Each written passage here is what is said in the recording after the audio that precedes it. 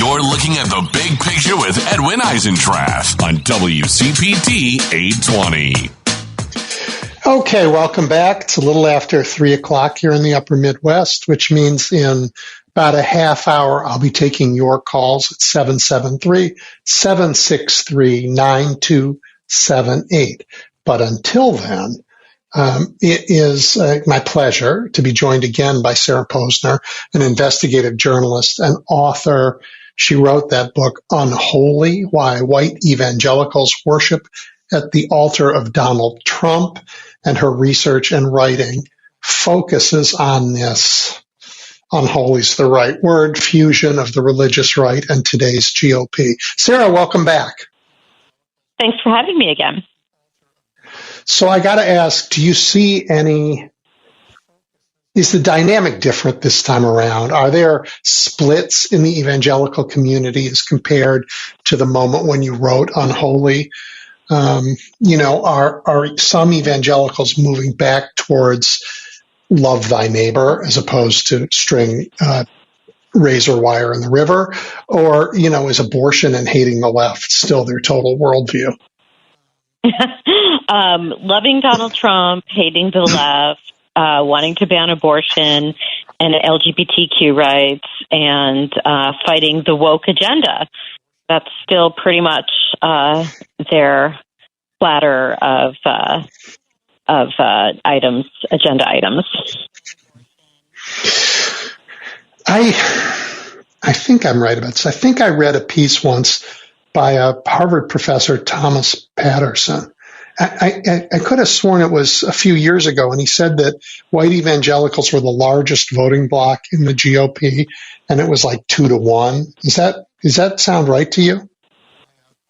They make up about 30% approximately of the GOP electorate. Yeah.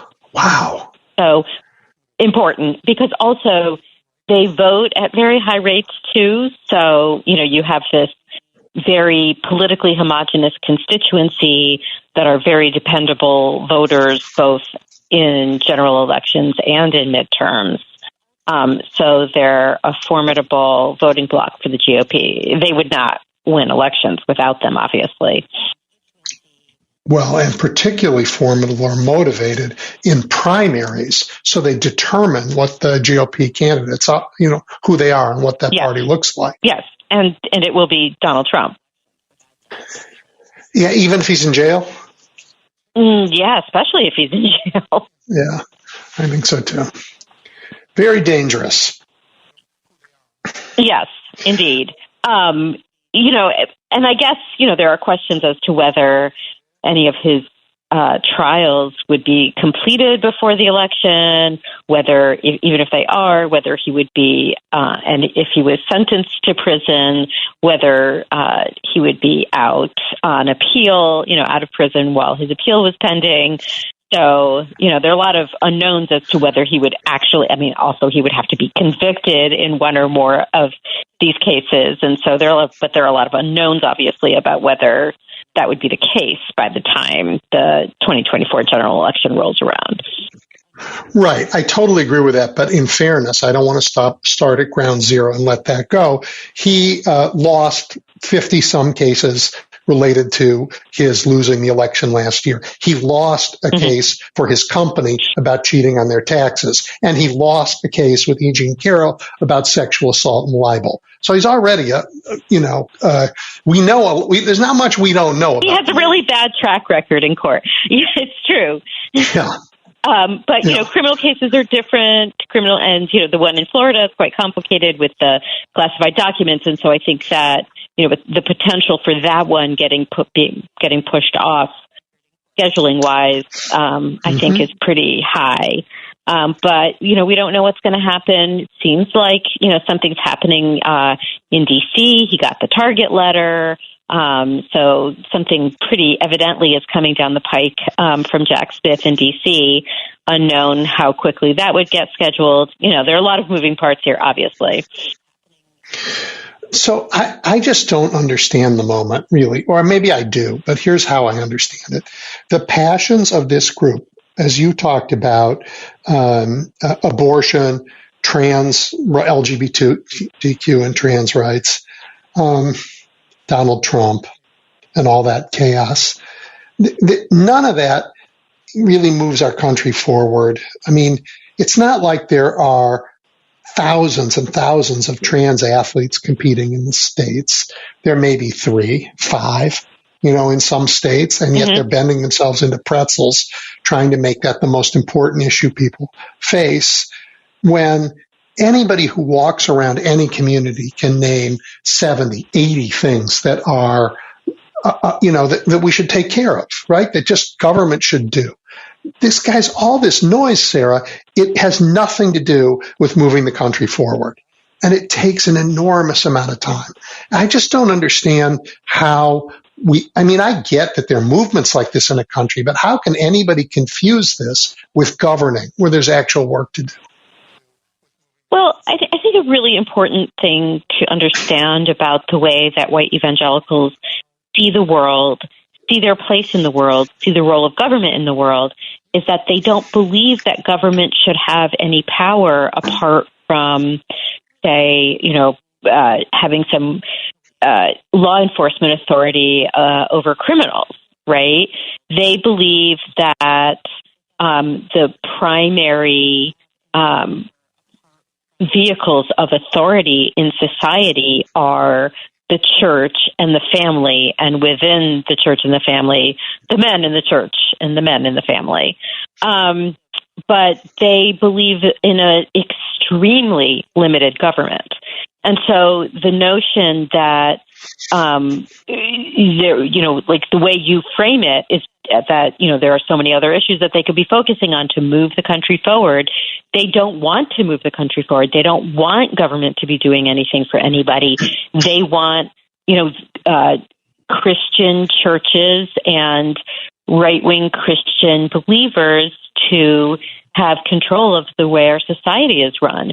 So they believe that government should have a limited role in people's lives, except when it comes to the government banning abortion or banning gender-affirming care. They believe in that because in their view of the world, the government should be doing very limited things, but when it does things, it should be doing things to advance what they would call godly objectives or a biblical worldview. And so there's no point in trying to understand, why don't they want to move the country forward? They don't, because their entire view of the world is based on this framework. And so when you're operating within that framework, you refuse to see the prospect of, the government fixing the roads or the government providing health care to everyone or canceling student debt or any of the number of things or regulating guns. Any of the things that are on most people's agenda are quite decidedly not on their agenda. And the fact that they play this critical role in the Republican Party is the primary reason why nothing happens, because they get this outsized power where, the Senate is roughly, almost, just a little bit over 50-50, and the Republicans have the slight majority in the House. And it's all being driven by the views of this very significant force within the party. Well, so one of the things you said they actually do believe in is maybe having a military that protects us. Right? And yet it hasn't stopped Tommy Tuberville from objecting to every promotion in the armed services and damaging the military. Yeah. Well, okay, so let's unpack that, because Tommy Tuberville is, I almost said something I probably shouldn't say on the air. Tommy Tuberville is a terrible senator. He's putting our national security at risk. Top brass in the military say so. His Senate colleagues say so. Yet he's being lionized on the Christian right because he supposedly is preventing this, woke agenda from being carried out in the military and preventing abortions from happening in the military. And so therefore he is a hero, regardless of the impact on our military readiness or our national security. So all of those things and all of that grandstanding trumps the supposed, interest in having a robust military. So we should ban books because, our delicate population is too squeamish to see images that are sexualized, right? That's their view. And yet they held a congressional hearing so they could show naked pictures of Hunter Biden. So Marjorie Taylor Greene is like a classic kind of figure here, right? She professes to be a Christian. She has said she's a proud Christian nationalist and, a Bible-believing, church-going Christian.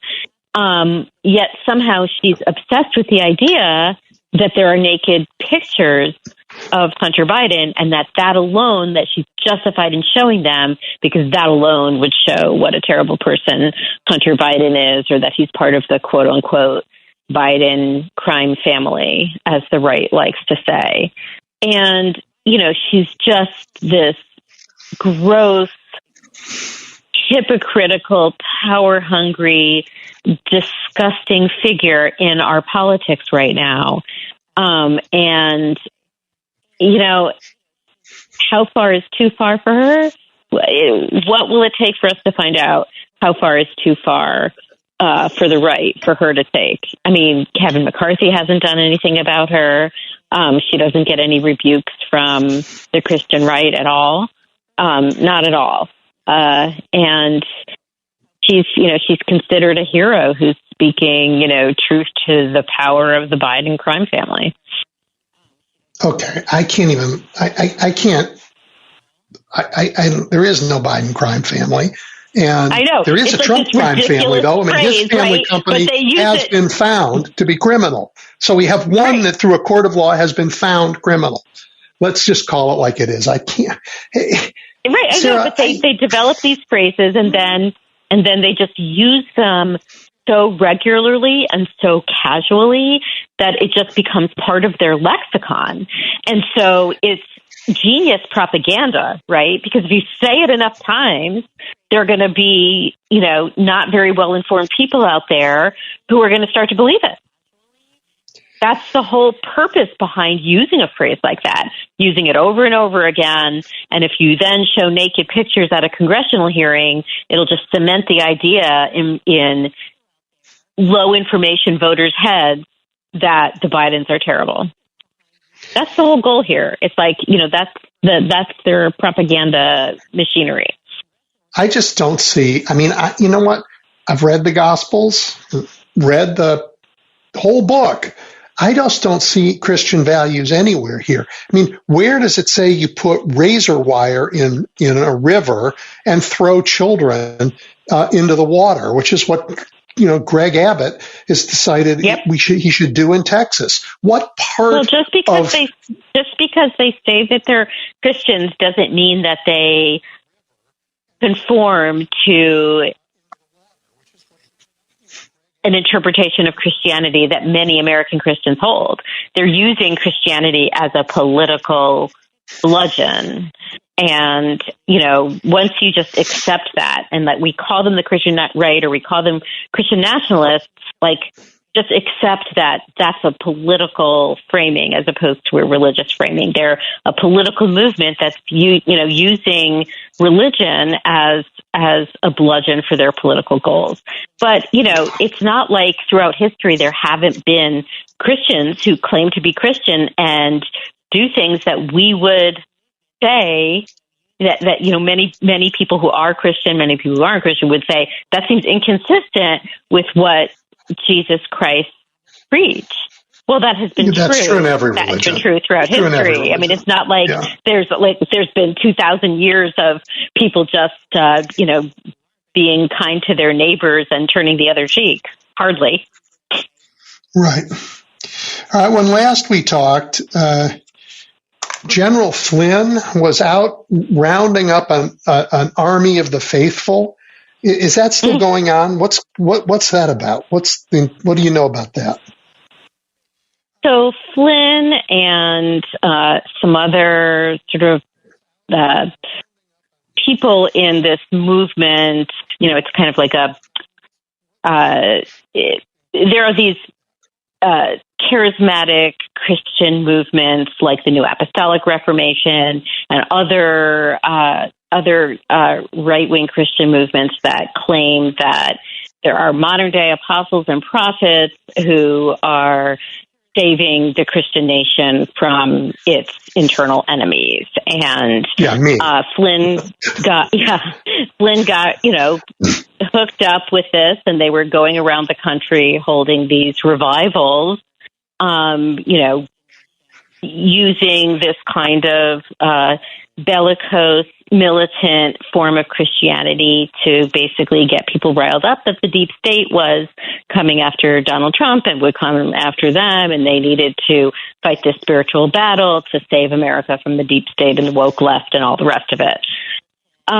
Whether they're still touring the country or not, I actually don't know. I haven't looked at it in a couple of months.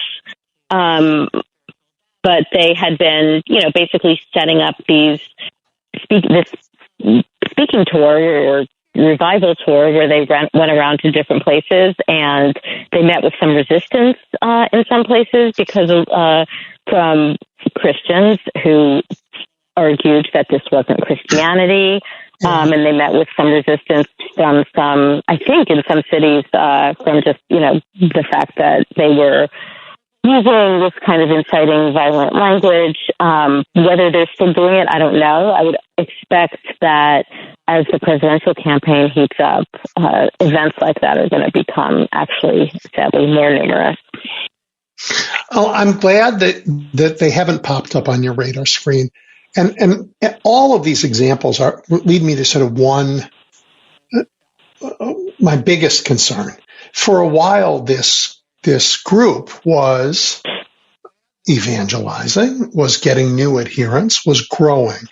I have a sense that the moment has passed, that Americans are tired of this, and they're not recruiting new members with the same skill, speed that they did once upon a time, and maybe losing them.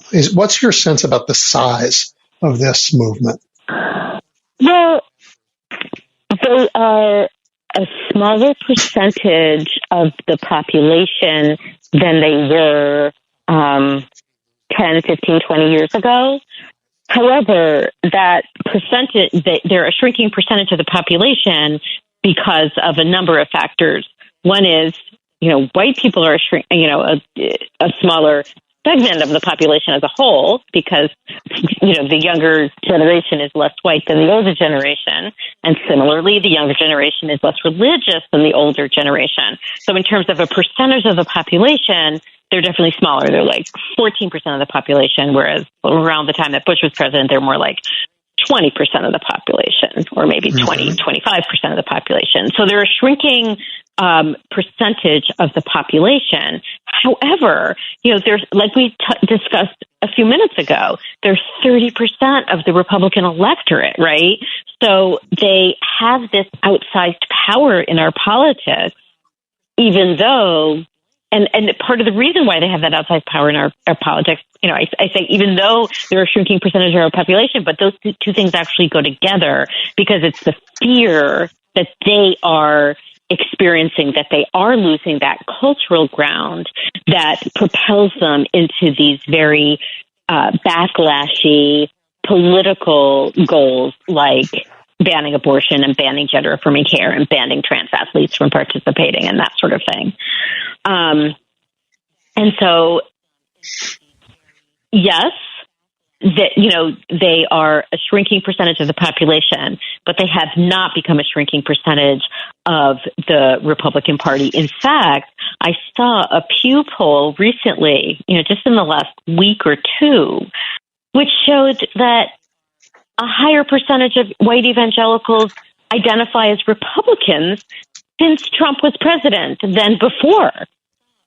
Now, that might be that because white evangelicals who were disgusted, the small percentage of them who were disgusted with Trump don't self-identify as evangelical anymore, or it's that white evangelicals are so fervently MAGA now that there are just more, a higher percentage of them are identifying as Republicans. So, this is where it leaves us with the politics, even though they're losing that cultural ground. Okay, what should I be paying attention to as we gear up for another year's worth of political fun? Well, I think that, there's a lot of coverage of Trump's rivals in the primary. And I think it's all a lot of sound and fury because just a few weeks ago, Ron DeSantis was the candidate who could stop Trump. And in the last week or so, we've seen a proliferation of articles about how his campaign is in deep, deep trouble, deep financial trouble, just like bleeding money, cutting staff, doesn't know where more fundraising is coming from, is blowing it on, on media, earned media and otherwise media, because he spent his entire governorship in Florida shunning and mocking and being crude and rude towards the mainstream media, thinking that he could achieve what he needed to achieve by only talking to conservative media. Well, now he's found out that doesn't work. So he goes on CNN, but, he's completely overshadowed in the news by Trump's, truth socialing about his Target letter. Everything is just Trump, Trump, Trump. And so, just like Ron DeSantis can't gain ground against Trump, so will not Nikki Haley, so will not Tim Scott. The list goes on. So we're just going through the charade of, will there be a viable rival to Trump? And there will not be. The base is behind Trump, and he's going to win the nomination again. And yeah, sure, it's, news that people are running against him, but there's too much of that sort of horse racy, who's up, who's down, who might be the next person. And now we're hearing that the next person is Tim Scott, that DeSantis is out of the picture and the next person will be Tim Scott. Well, I'm here to tell you today, it will not be Tim Scott, and it will not be the next person the political horse race media decides to settle on. Okay, so the country is stuck with Donald Trump again. Yes. Yeah. Well, it looks like this is a real battle for the soul of a country, whether this 14% of our population, by virtue of embedding in a great American political party, can impose. I think the word they use is dominion, after all, on the rest of us. Yep. Or whether the rest of us are going to say, yeah, you know what? No, we are not going to have the government impose a way of life on us. And just to be clear, when you're whining that we're doing that to you, we're not. No one's telling you what to do. We're just telling you not to tell somebody else what to do. Okay. Is there a better way to, is there any way to campaign against them that speaks to them, or is this just a fight that we just have to win without them? Yes, the latter. I mean, I think that in the mid-2000s, there were attempts made by Democrats to they knew that they wouldn't win over all evangelicals, right? But they thought if they could peel some away, that maybe, that would be the margin that could turn elections. And that just proved to be a fool's errand, right? Because the things that Democrats did to try to win over those quote-unquote values voters was to soften their position on abortion, or soften their position at that time, because this was pre-Obergefell, obviously, soften their position on same-sex marriage. And none of those things really worked. They did not peel away even sufficient evangelicals to win elections. And, when they won elections, they won them anyway. And it was just kind of a pointless exercise. And I think what it did was it obscured for a lot of people what the religious right really wanted. It made it seem like we can negotiate them. We can come to a compromise with them. We can come to a compromise with them on abortion. We can come to a compromise with them on same-sex marriage. And the answer to that is no, the religious right does not want to compromise with you. They want to win. And so Democrats have to want to win, act like they want to win, and also act like they can win with their positions. And I think that recent events have shown that they can in Kansas, in Wisconsin, with regard to abortion rights, right? And and will, Sarah. I think that, can and will. Yes. Yep. Can and will. Yep. I think Democrats have to have more swagger about that, as opposed to being afraid of rattling conservatives with a too robust position on these things. Yeah, I intend to shake and rattle as much as possible. As the time has gone by, and I didn't even have a chance to ask you about, since I just saw it on one of your tweets, about Hilary Mantel and that cycle that she wrote. Because after all, you had a crazy king and a very interesting religious time and a guy who tried to figure out how to run the government. There's some interesting parallels. And I know you're a good reader, so I would have liked that, but we're out of time. Oh, okay. We'll talk about Hilary Mantel another time. We will. Sarah, as always, fascinating, and thank you so much. Thanks for having me. Enjoy the rest of your weekend. You too. All right, everybody, we're going to take a break, and when we come back, 773-763-9278, I want to hear from you.